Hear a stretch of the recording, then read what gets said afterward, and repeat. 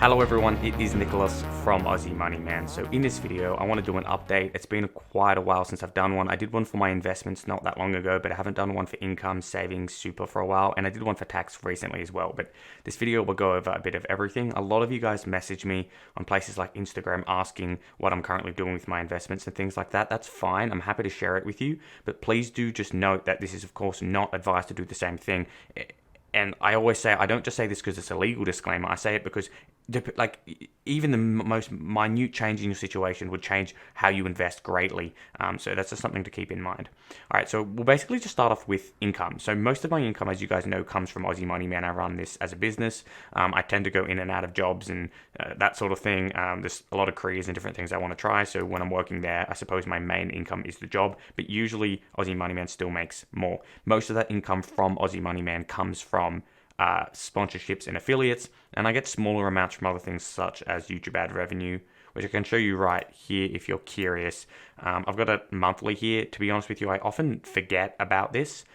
It's just not something I pay a lot of attention to, and it's not an insignificant amount of money by any means. You can see how much right here. It's all available, but it's just not something I concentrate on a lot, and we'll talk more about that right now actually. So as far as, I suppose we could wait until we get into savings, but as far as income, another big portion of that comes from other sort of business ventures I have, so to speak, particularly regarding investments now that I've sort of reached that snowball point as far as investments. Once you have a few $100,000 in investments or even just 100,000, it really starts to compound and you get that snowball effect, which really helps supplement your income.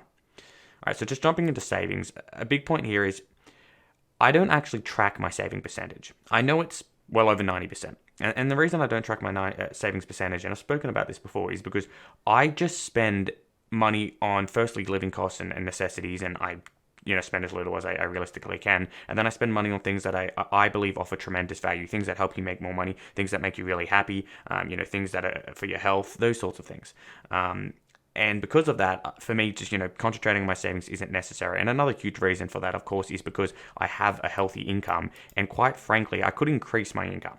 And just so you guys know, my income's roughly on average about $6,000 a month. I could increase that again. Like, there was a point there, you guys know I was making $20,000 plus. And I could do that again, but to be honest, I suppose it's just I'm not that greedy, or maybe I'm just lazy, however you want to look at it.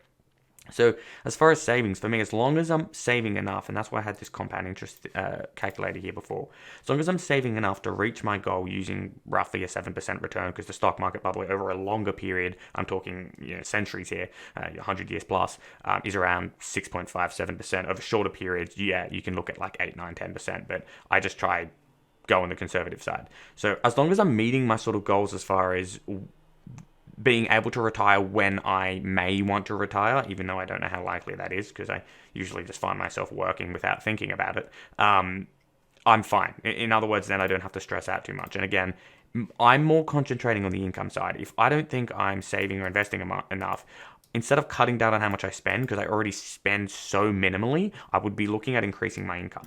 So as far as savings, it's definitely over 90%. I save majority of my income, after tax, that is. Obviously taxes, which is something I discussed previously, that's a huge portion of the income. Once you start making, over 120K-ish as a single, tax is going to be a huge portion of your income.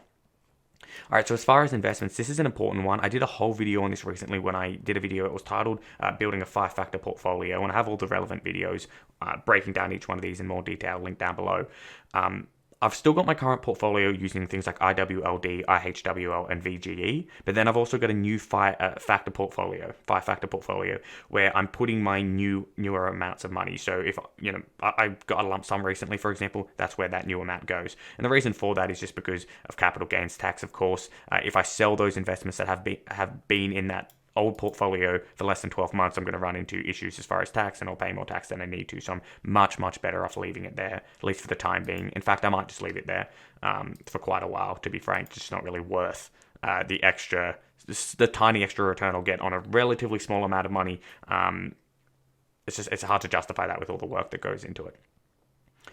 As far as super, this one's pretty simple. So I spoke about this in my tax video, actually, in quite a lot of detail. Essentially, I work out the optimal amount as a business owner right before the end of the financial year to put into my super to contribute based on my contribution caps, and then I chuck that all in before the end of the financial year and claim that back, and that way I pay 15% tax on that huge lump sum of money instead of 30, 40, 45% plus Medicare levy and perhaps the Medicare levy surcharge if you don't have private health insurance, which I do have, by the way. I made a video speaking about why I decided to do that as well.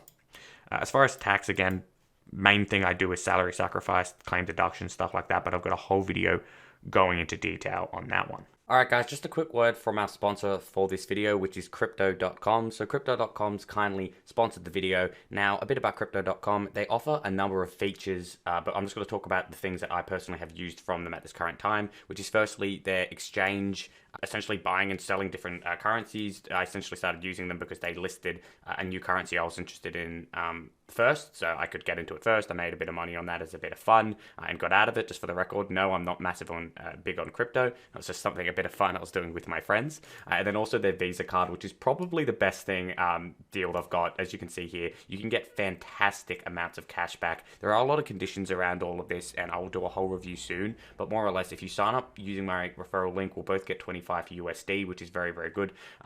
That in of itself is good, but they've actually got fantastic deals, a fantastic exchange, and a fantastic number of products in of itself. The bonus just adds to that. So basically, if you're looking to buy or sell crypto, one of the options is Crypto.com. You can get that benefit if you use my code. Again, there are conditions about that, but I'll link that down below so that's clear. And then there's, of course, their card as well. I actually personally not only use their exchange, but I recently went ahead and ordered the Ruby Steel card just because I was able to get that relatively easily. And you can see you can get benefits like, for example, free Spotify. So they'll give you cash back on your Spotify, which is something I do actually use as well.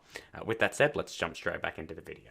Alright guys, so I was just trying to explain sort of what I meant with my portfolio without showing you guys, but I figured it would be more interesting and more easier to understand if I showed you guys my actual account, so to speak here. So basically, as you can see, I've started using different things other than my original, which was IHWL, IWLD, and VGE. So I've jumped into some other options here, and of course the reason for that is because these changed as of the 1st of July 2021.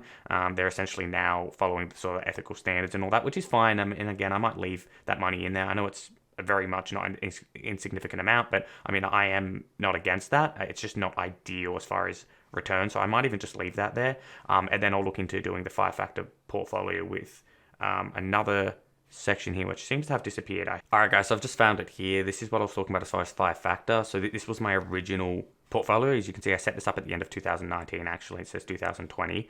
And then I looked at which different options, and I did a whole video on this. Again, I suggest checking it out, looking at how we could build a 5-factor portfolio. And if you don't know what that is, it's essentially, I suppose, the cutting edge of evidence-based investing. It's like you'll get a bit of an extra percentage weighting rather than not, and that little extra percentage, around 0.32%, depending on how long you invest for and how much money you're investing, could make a massive difference. I mean, like, we could have a look right here. If we do it over 45 years, which, I mean, I know I certainly am investing over my lifetime, and I do a very conservative, just as I did before with the 7% for the return, I do my regular deposit monthly is 500 to be conservative, but realistically I am putting a lot more in, so let's say 1,000, but again, realistically I'm putting much more. I'm putting about 4,000. You can see it makes, quite a lot of difference, just a small thing like 0.32% over time. So again, that difference increases more and more the more you invest. So it's not insignificant. Is it worth obsessing over? No, but it's not insignificant. So that's sort of why I'm looking at perhaps changing over, using things like the Avantis ETFs, which I've spoken about previously, but I won't go into too much detail on that. Alright guys, so that's pretty much it for the video. If there's anything else I missed or anything else you guys want to know, perhaps you want to see the income broken down more or anything like that, just let me know. Savings, I've really gone into a lot of detail on already in separate videos. So again, I'll link those down below. If you want to support the channel, I have a Patreon down below. A few of you did sign up for that, so thank you very, very much. That helps support the channel. If you want to support the channel in other ways, there's of course the affiliate links. Using those affiliate links helps support the channel a bunch as well. Things like Crypto.com, WeMoney, Upbank, whatever it is, that helps support the channel, and you get money as well. So it's really, really a win-win. Please do share this video with anyone you think it may be of interest to as well. Thank you so much for watching.